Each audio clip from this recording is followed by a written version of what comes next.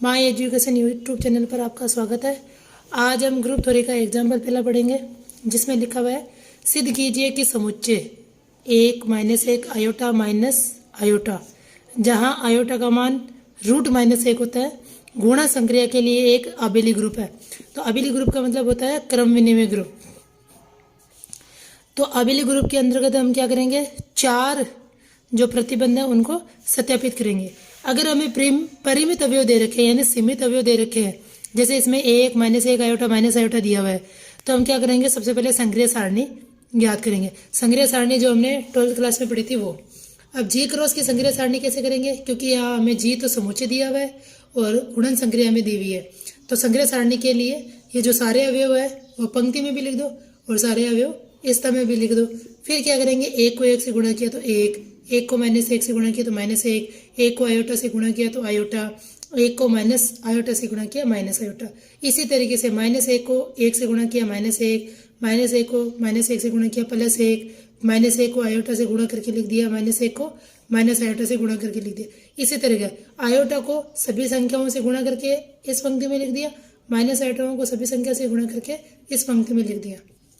सबसे पहले हमें क्या करना है, गुणन संक्रिया द्वितीय आधारित संक्रिया है यानी साइवरिक संक्रिया है, इसके बारे में जानकारी लेनी है। तो गुणा संक्रिया क्या है, द्वितीय आधारित संक्रिया है, क्योंकि सारणी के जो सभी अवयव, जितने भी अवयव आ रहे हैं, वो सारणी के जितने भी अवयव हमने देखे हैं वो जी से बाहर नहीं है, यानी इस समुच्चय से बाहर नहीं है। इसका मतलब संक्रिया क्या है, द्वितीय आधारित संक्रिया है, सुपरिभाषित संक्रिया है। ठीक है, तो गुणा संक्रिया द्वितीय आधारित संक्रिया है, क्योंकि सारणी के सभी सदस्य जी के सदस्य है। संक्रिया का तत्समक अवयव क्या है, 1 है, क्योंकि देखो 1 को हमने 1 से गुणा किया 1 आया, 1 को -1 से गुणा किया -1 आया, 1 को आयोटा से गुणा किया आयोटा, 1 को माइनस आयोटा से गुणा किया माइनस आयोटा, यानी इस 1 का इन अवयव पे कोई प्रभाव नहीं पड़ा। जिस अवयव से गुणा किया वही अवयव वापस आ गया। इसका मतलब संक्रिया का तत्समक अवयव क्या है, 1। और वैसे भी गुणन संक्रिया का तत्समक अवयव 1 होता है और योग संक्रिया का तत्समक अवयव 0 होता है। अवयव 1 का प्रतिलोम 1 है, -1 का प्रतिलोम 1 है, -1 है, आयोटा का प्रतिलोम माइनस आयोटा है और माइनस आयोटा का प्रतिलोम आयोटा है। इस सारणी से भी हम पता कर सकते हैं, जैसे 1 को गुणा करने पर, 1 को 1 से गुणा करने पर 1 आया है, तो इसका मतलब क्या है, 1 का प्रतिलोम 1 हो गया, ये तत्समक है। -1 को -1 से गुणा करने पर 1 आया है, इसका मतलब -1 का प्रतिलोम -1 हो गया। आयोटा को माइनस आयोटा से गुणा किया तब 1 आया, इसका मतलब आयोटा का प्रतिलोम माइनस आयोटा हो गया। माइनस आयोटा को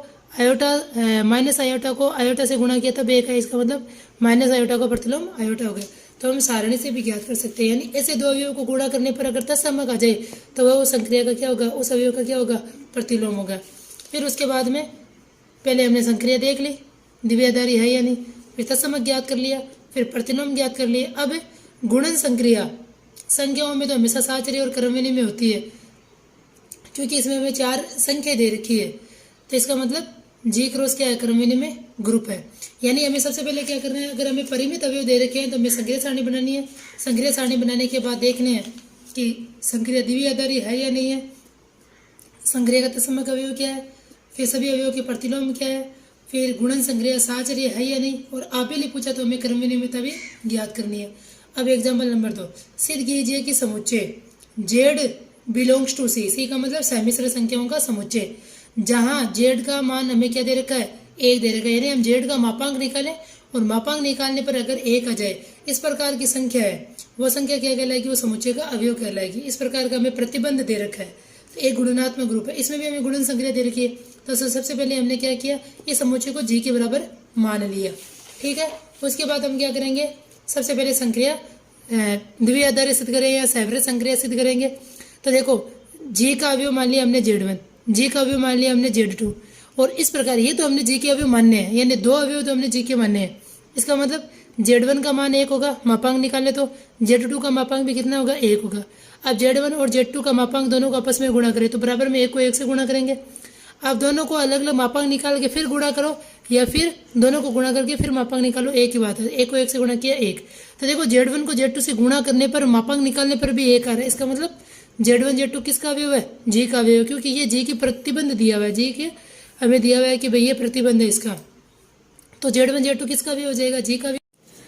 तो Z1 Z2 जी का भी हो गया, अर्थात गुणन संक्रिया जी में क्या होगी, द्विआधारी संक्रिया होगी, सुपरिभाषित संक्रिया होगी या साइवरिक संक्रिया होगी। द्विआधारी का मतलब सुपरिभाषित संक्रिया, सैवृत संक्रिया। अब सबसे पहले हम साचरिता की बात करते हैं।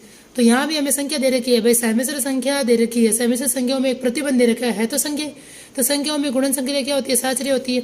अतः यह संक्रिया जी में भी क्या होगी, साचर्य होगी। तस्मक हमें पता है कि एक का मापांक एक ही होता है, इसका मतलब ये एक किसका अवयव होगा, जी का अवयव होगा, क्योंकि हमें जी में ये प्रतिबंध दे रखा है कि कोई भी संख्या जिसका मापांक एक हो वो जी का अवयव होगा। तो एक का मापांक तो एक ही होता है, इसका मतलब एक भी क्या हो गया, जी का अवयव हो गया। तो जो कि गुणन संक्रिया का क्या है, तस्मक अवयव है। प्रतिलोम, अब जैसे हमने जेड जी का अवयव मान लिया, ठीक है, इसका मतलब जेड का मापांक कितना है, एक। दोनों तरफ हमने क्या कर दिया, व्युत्क्रम कर दिया, उल्टा कर दिया, प्रतिलोम कर दिया। तो यहाँ एक बटा जेड का मापांक भी कितना आ गया, एक आ गया।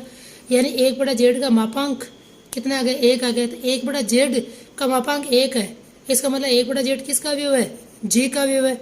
ये क्या है, गुणनात्मक प्रतिलोम है और जी में भी विद्यमान है, इसका मतलब जी क्रॉस क्या है, एक ग्रुप है।